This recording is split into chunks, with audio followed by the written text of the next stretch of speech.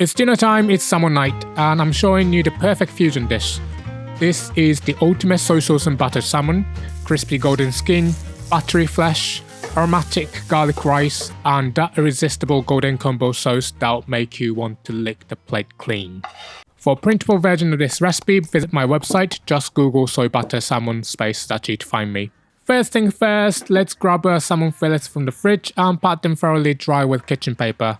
Moisture is the enemy of crispiness, and we're after that perfect crispy skin today.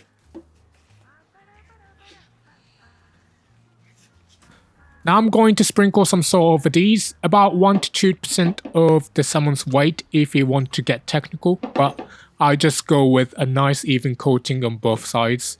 We'll let these rest on the counter for about 20 minutes. This resting time serves two brilliant purposes. Not only does it bring the salmon to room temperature so it will cook evenly, but the salt is pulling out excess moisture and those fishy smelling compounds. Plus, it's seasoning the fish deeply and stabilizing those proteins for a better texture when we cook. While we wait for the salmon, let's get started on our garlic rice. Into a frying pan over low heat goes a teaspoon each of olive oil and butter. Once the butter has melted, in goes 2 cloves of minced garlic. Now watch this carefully. We're looking for the transformation from stark white to a beautiful golden brown. And don't crank up the heat, garlic burns quickly and bitter garlic is not what we're after. Once the garlic has reached that perfect golden hue, in goes 300 grams of cooked rice. Immediately pour 1 tablespoon of sake or dry white wine over the top. Grab your spatula and break up those clumps. We want every single grain coated with that aromatic garlic infused fat. Many people swear by using day-old rice for fried rice, but the most important factor is that the rice has cooled and been allowed to dry out a little. Now we can turn up the heat to medium. Once everything is nicely combined, we'll season with 1/4 teaspoon of salt, black pepper, and 1 teaspoon of dry parsley. Keep stirring until those seasonings are evenly distributed throughout. Let the rice cook until the grains separate and some parts start to get just a little bit crispy. Here comes my favorite part. Pour 1 teaspoon of soy sauce down the side of the pan, not directly into the rice. This little trick lets the soy sauce hit that hot pan first, developing deeper, more complex flavors before it even touches the rice. Mix everything thoroughly, turn off the heat, and let it sit in the pan until you're ready to serve. By the way, we're making the garlic rice first because it's easy to reheat. You can make this ahead of time and quickly warm it up just before serving your salmon. About 5 minutes before the salmon finishes its salting, let's get our vegetables going. Heat a pan over medium heat, add some olive oil, and then add your asparagus. Season with a pinch of salt and pepper, then let them fry for 4 to 8 minutes depending on how thick they are. When they're almost done, add about 150 grams of mushrooms and stir fry for another minute or 2. I'm using enoki, which are quite delicate and cook quickly, but if you're using sturdier mushrooms, you want to add them earlier so they can cook alongside the asparagus. Once they're done, transfer them to a warm plate and save that pan. Now for our salmon, after its 20 minutes rest, pat it dry one more time. That salt will have drawn out even more moisture. Then lightly coat the entire surface with a thin layer of all-purpose flour. Shake off any excess flour since it can burn in the pan. This thin coating is multitasking. It creates a moisture barrier to keep the salmon juicy, provides a surface for the beautiful Maillard browning, and helps develop the distinctive Meunier flavor.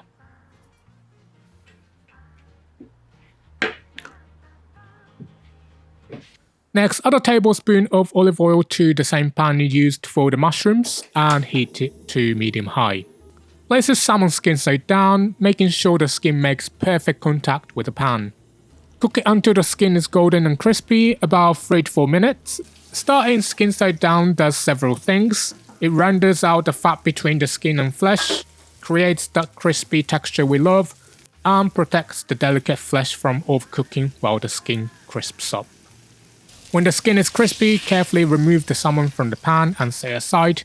Now it's not fully cooked at this point, and that's exactly what we want.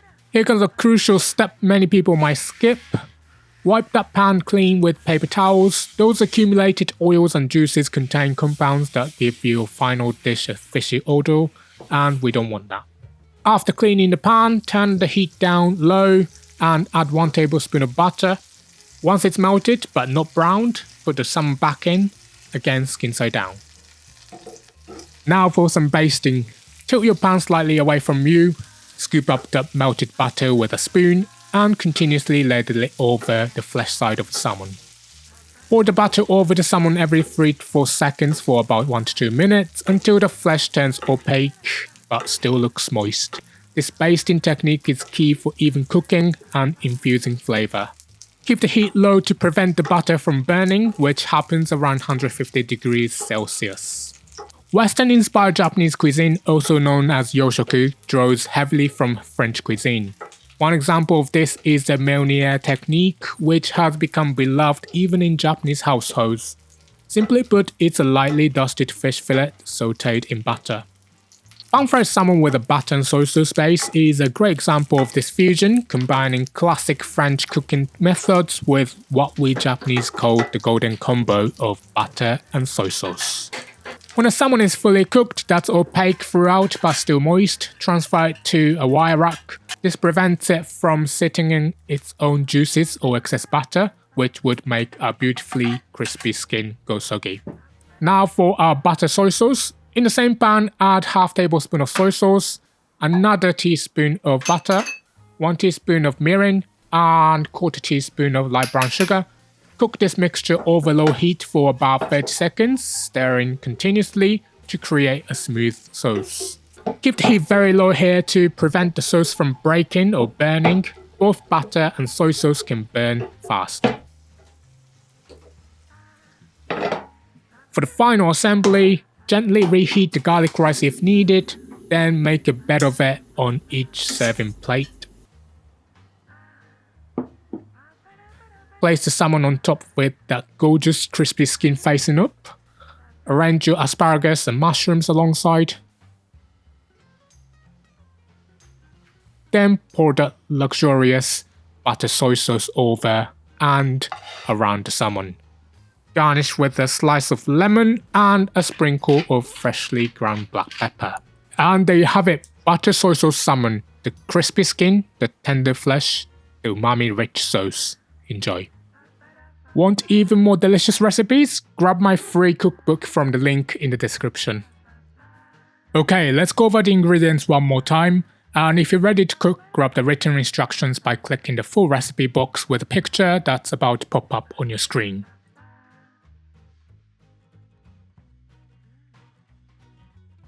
There we go, the link to the full recipe is on the screen for you now, and if you want to watch more similar videos, don't miss my fish playlist popping up on your screen as well.